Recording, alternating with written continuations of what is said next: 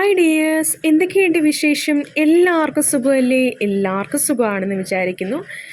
അപ്പോൾ welcome back to my channel Leenu stocks. നിങ്ങളെ ഒരു ചാനൽ ആദ്യമായിട്ട് കാണുന്നവരാണെങ്കിൽ താല്പര്യമുള്ളവരൊക്കെ സബ്സ്ക്രൈബ് ചെയ്യാനും അതുപോലെ തന്നെ സപ്പോർട്ട് ചെയ്യാനും മറക്കരുത്. അപ്പോൾ നമ്മുടെ ഇന്നത്തെ വീഡിയോ എന്ന് പറഞ്ഞേക്ക് നമ്മൾ സ്വന്തമായിട്ട് ബീഡ്സ് നൂല് വെച്ചിട്ട് ബീഡ്സ് സെറ്റ് ചെയ്യാൻ വേണ്ടിയിട്ട് പോവുകയാണ്.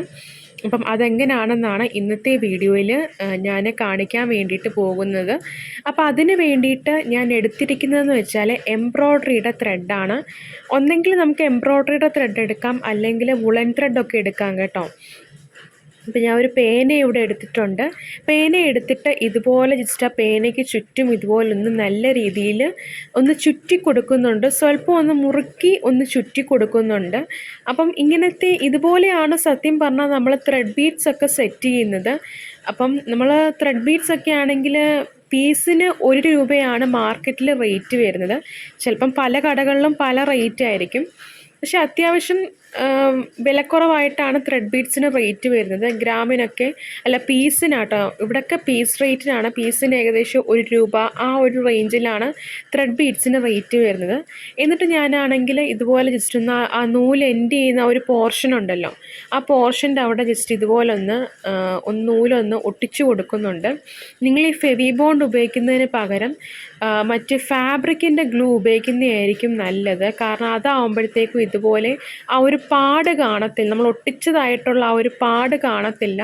അപ്പം ഞാൻ പണ്ട് എപ്പോഴോ ഫാബ്രിക്കിൻ്റെ ഗ്ലൂ വാങ്ങിച്ചായിരുന്നു. പിന്നെ ഇങ്ങനെ അടുക്കി പറക്കിയപ്പോഴത്തേക്ക് അത് എവിടെയോ പോയി അത്.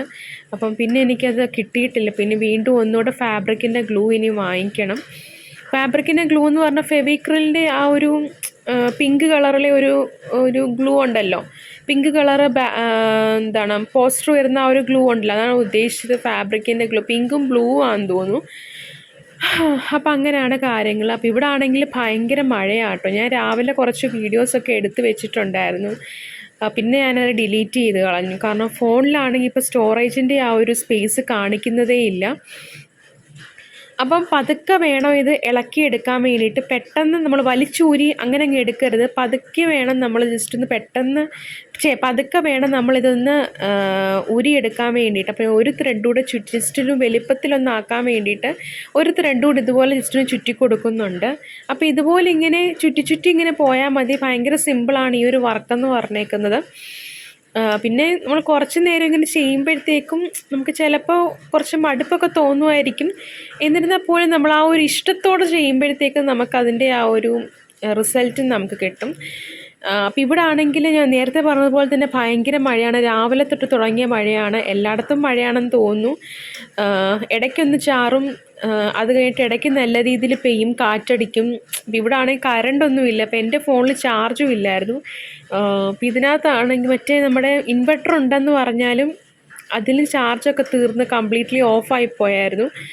പിന്നെ ഇപ്പോഴാണ് രണ്ടാമത് ഞാൻ ഒന്നുകൂടെ വീഡിയോ എടുത്തത്. അപ്പോൾ ഇങ്ങനെയാണ് നമ്മൾ ത്രെഡ് ബീഡ്സ് സെറ്റ് ചെയ്യുന്നത്. ഇതൊക്കെ നമുക്ക് വലിപ്പം അനുസരിച്ച് കൂട്ടുകയും കുറയ്ക്കുകയും ഒക്കെ ചെയ്യാം കേട്ടോ. അപ്പോൾ ഒരു ത്രെഡ് ബീഡൂടെ നിങ്ങളെ കാണിക്കുന്നുണ്ട് ഉണ്ടാക്കി. ജസ്റ്റ് ഒരു പേന എടുക്കുക. പേന എടുത്തതിന് പേനയോ പെൻസിലോ എടുക്കാം. എന്നിട്ട് നമ്മൾ ത്രെഡ് എടുത്തിട്ട് രണ്ട് ത്രെഡ് എടുത്തിട്ട് ഇതുപോലെ ജസ്റ്റ് ഒന്ന് ചുറ്റിയും കൊടുത്താൽ മതി. ആ നൂലെൻറ്റി വരുന്ന ആ ഒരു പോർഷനിൽ നിങ്ങൾ പശയും കൂടെ തൂത്ത് കൊടുത്താൽ മതി. ഇനിയുള്ള പ്രോസസ്സ് എന്ന് പറഞ്ഞേക്കുന്നത് സിമ്പിളാണ്. നമ്മൾ സാധാരണ എങ്ങനെയാണോ മാല കെട്ടുന്നത് അതുപോലെ കെട്ടിക്കൊടുക്കുകയാണ്. അപ്പം ഇങ്ങനത്തെ ബീഡ്സൊക്കെ ആണെങ്കിൽ നമ്മൾ ഈ ഈർപ്പത്തിലൊക്കെ വെക്കും. അതെനിക്ക് ഈ ഒരു ഇടയ്ക്ക് മനസ്സിലായതാണ്. എൻ്റെ മേളത്തെ മുറിയിലും താഴത്തെ മുറിയിലും ഈർപ്പം അടിക്കുന്ന മുറികളാട്ടോ. മോയ്സ്ചർ കണ്ടൻ്റ് ഉള്ള പ്ലേസാണ്. അപ്പം ഞാനിങ്ങനെ ജ്വല്ലറീസൊക്കെ മേളത്തെ മുറിയിലാണ് സ്റ്റോർ ചെയ്ത് വെച്ചിരിക്കുന്നത്. മെറ്റീരിയൽസൊക്കെ ആണെങ്കിലും സ്റ്റോർ ചെയ്ത് വെച്ചിരിക്കുന്നത്. അപ്പോൾ ഈ ത്രെഡ് ബീഡ്സും വുഡൻ ബീഡ്സും ഒക്കെ ആണെങ്കിൽ ജസ്റ്റ് അതിൻ്റെ മണ്ടയ്ക്ക് ഇങ്ങനെ ചെറിയ പൂപ്പൽ പോലെ ഇങ്ങനെ വരുന്നു. എനിക്ക് തോന്നുന്നു അത് മോയ്സ്ചർ കണ്ടൻറ്റിൻ്റെ പ്രസൻസ് ഉള്ളത് കൊണ്ടായിരിക്കാം. ആ മുറിയിൽ മോയ്സ്ചർ ഉള്ളതാണ്, മീൻസ് അതുകൊണ്ട് നിങ്ങൾ അത് ഇല്ലാത്ത പ്ലേസിൽ വേണം ഇത് സൂക്ഷിക്കാൻ വേണ്ടിയിട്ട്. നമ്മൾ ഏതൊരു ഓർണമെൻറ്റ് കൊടുക്കുകയാണെങ്കിലും ഒരാൾക്ക് സെല്ല് ചെയ്യുകയാണെങ്കിലും നമ്മൾ ഒരാൾക്ക് വിൽക്കുമ്പോൾ നമുക്കതിൻ്റെ ഇൻസ്ട്രക്ഷൻസ് കൂടെ മസ്റ്റായിട്ട് ഒന്ന് എഴുതി വെക്കാൻ വേണ്ടിയിട്ട് ശ്രമിക്കുക. കാരണം വേറൊന്നുമല്ല, പിന്നീട് നമുക്കതൊരു പരാതിയായിട്ട് വരാതിരിക്കാൻ വേണ്ടിയിട്ടാണ്. അപ്പം അങ്ങനെ ഞാനിപ്പോൾ അങ്ങനെ മഞ്ചാടിയുടെയൊക്കെ അങ്ങനെ ആട്ടോ കൊടുക്കുന്നത്. അപ്പോൾ ഇപ്പം ഞാൻ ജസ്റ്റ് ഒന്ന് മഞ്ചാടിയുടെയൊക്കെ ആണെങ്കിൽ വാർണിഷ് കൂടെ ചെയ്തിട്ടാണ് കൊടുക്കുന്നത്. ഓൾറെഡി നമ്മളത് അവരോട് പറയുന്നുണ്ട്. അപ്പം ഞാനാണെങ്കിൽ ഡോരി എടുത്തിട്ടുണ്ട്. ഈ ഡോരിയൊക്കെ ആണെങ്കിൽ നമുക്ക് കടകളിലും ഷോപ്പുകളിലും ഈ ഡോരി ഞാൻ വാങ്ങിച്ചിരിക്കുന്നത് ആമസോണിലാണ്. അപ്പം നിങ്ങൾ ഡോരി മാക്രൈം ത്രെഡ് ആട്ടോ ഇത്. ഡോരി അല്ല, മാക്രൈം ത്രെഡ് പറഞ്ഞപ്പോൾ തെറ്റിപ്പോയി. അപ്പം മാക്രൈം ത്രെഡ് ആണെങ്കിൽ നമ്മൾ സൈസ് നോക്കിയിട്ട് വേണം വാങ്ങിക്കാൻ വേണ്ടിയിട്ട്. ഇപ്പം ഇതിനെക്കാട്ടിലും ചെറിയ സൈസുണ്ട്, അതായത് 3 ട്വിസ്റ്റഡ് ആയിട്ടുള്ള ഇതിപ്പോൾ 3ൻ്റെ ആട്ടോ ഇത്. ട്വിസ്റ്റഡ് ആയിട്ടുള്ള ത്രെഡിൻ്റെ ഉണ്ട്, 2 ട്വിസ്റ്റഡ് ആയിട്ടുള്ള ത്രെഡിൻ്റെ ഉണ്ട്. അപ്പം നിങ്ങൾക്ക് ഏതാണ് ഇഷ്ടപ്പെട്ടതെന്ന് വെച്ചാൽ അതങ്ങ് വാങ്ങിക്കുക. ഇതിപ്പോൾ 3 ഞാൻ വാങ്ങിച്ചിരിക്കുന്നത്. 3 ത്രെഡ് ഇങ്ങനെ ചുറ്റി ഇങ്ങനെ വന്നിരിക്കുന്നതാണ് ഞാൻ വാങ്ങിച്ചിരിക്കുന്നത്. അത് എനിക്ക് തോന്നുന്നു 300-നകത്ത് വരുന്ന റേഞ്ചിലുള്ള കുറച്ച് വലിയ ഇതാണ് വാങ്ങിച്ചത്.